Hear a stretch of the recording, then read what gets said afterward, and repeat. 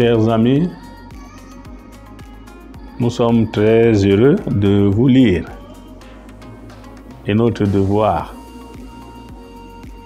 c'est de vous apporter des réponses à vos multiples préoccupations. Aujourd'hui, nous voulons répondre à nos 3 amis qui nous ont posé chacun une question. La première question: comment puis-je trouver, mon Père, du réconfort et de l'espoir dans ma foi face aux défis et aux difficultés de la vie? Quand nous écoutons Jésus dans les évangiles, le Seigneur nous invite à persévérer dans la vie de prière. Même face aux difficultés qui s'abattent sur nous, nous ne devons jamais nous décourager, nous ne devons jamais abandonner, baisser les bras. Ce sont des croix que nous devons porter. Certes, il y a certaines qui sont très lourdes, mais elles deviennent encore plus lourdes quand nous voulons les porter seuls. Quand ces croix se présentent à nous, tournons-nous vers le Seigneur. Offrons ces croix au Seigneur.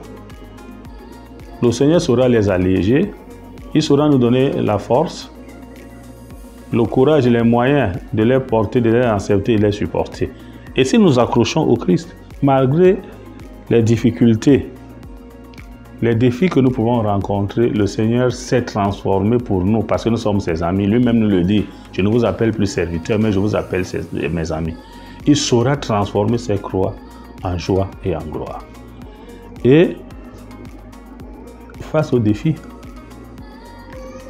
les défis sont nombreux. Vous pouvez vivre dans une famille dans laquelle certains ne croient pas. Certains se moquent même de Dieu. Et vous traversez des difficultés, et pour vous narguer, ces personnes vous disent: vous voilà, vous êtes tout le temps à l'église, vous lisez la Bible, vous dites que vous croyez en Dieu. Comme le mauvais larron qui disait à Jésus: sauve-toi et sauve-nous aussi, non? Et te voilà, nous n'allons pas à l'église, nous sommes là, mais nous ne souffrons pas comme toi. La souffrance du chrétien n'est qu'une souffrance passagère et momentanée. Parce qu'après cette souffrance, il y a la victoire. Et cette victoire ne nous vient pas d'un homme, cette victoire nous vient du Christ. Donc, faisons confiance à Jésus. Abandonnons-nous entre les mains de Jésus. Offrons à Jésus nos croix et nos souffrances, et que rien ni personne ne déstabilise notre vie de foi. Le deuxième ami nous pose cette question: Padre, quel est le rôle de l'Église dans ma vie de foi et comment puis-je m'engager activement dans ma communauté chrétienne? Cette Église, elle est belle. Et j'aime souvent reprendre cette belle formule. L'Église, elle est une, sainte, sans tache, immaculée, resplendissante, sans péché.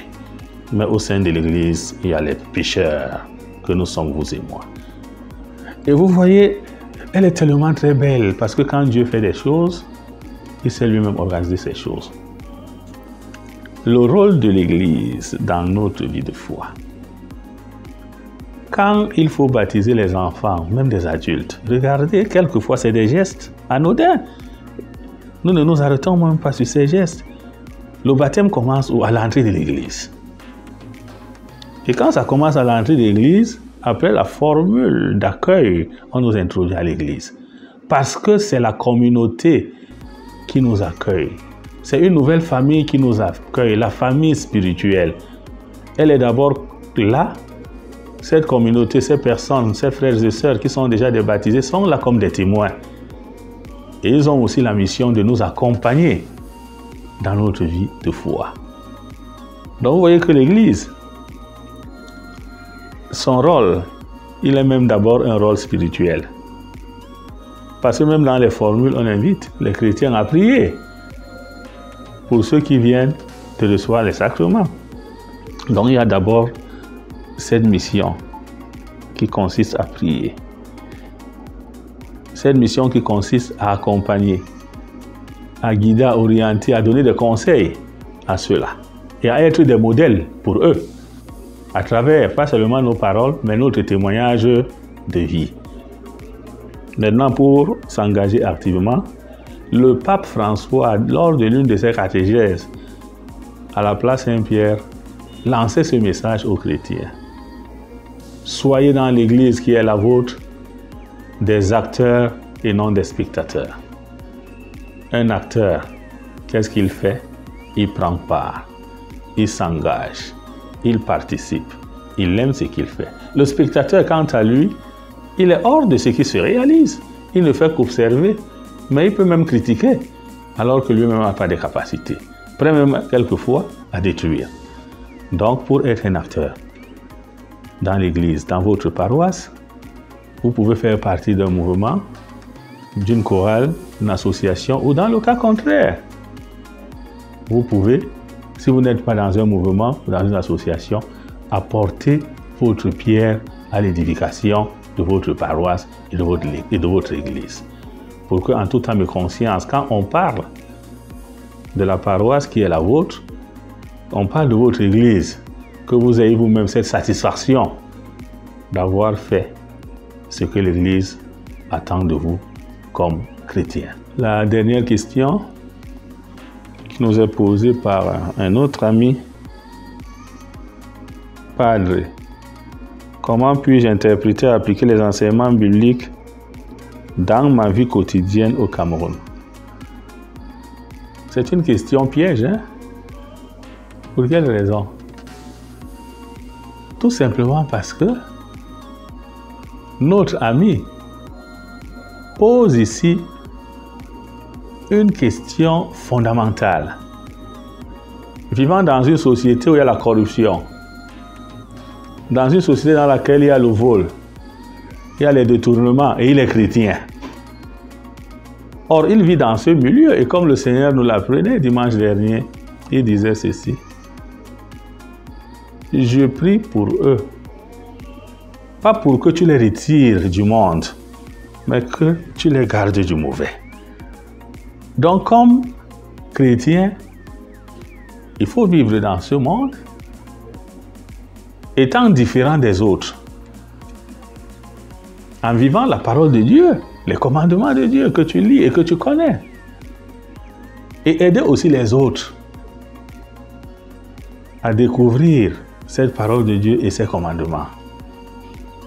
Aider même ceux qui ont enfoui dans leur tiroir leur baptême, ces commandements de Dieu et cette parole de Dieu, à ouvrir leur tiroir pour se convertir et changer de vie. C'est dans ce sens que tu pourras interpréter et appliquer. Il ne s'agit pas ici des muscles, comme on a le temps de le dire au quartier, d'exercer des muscles, non. Mais à travers votre comportement, tous seront convaincus et au moins une seule personne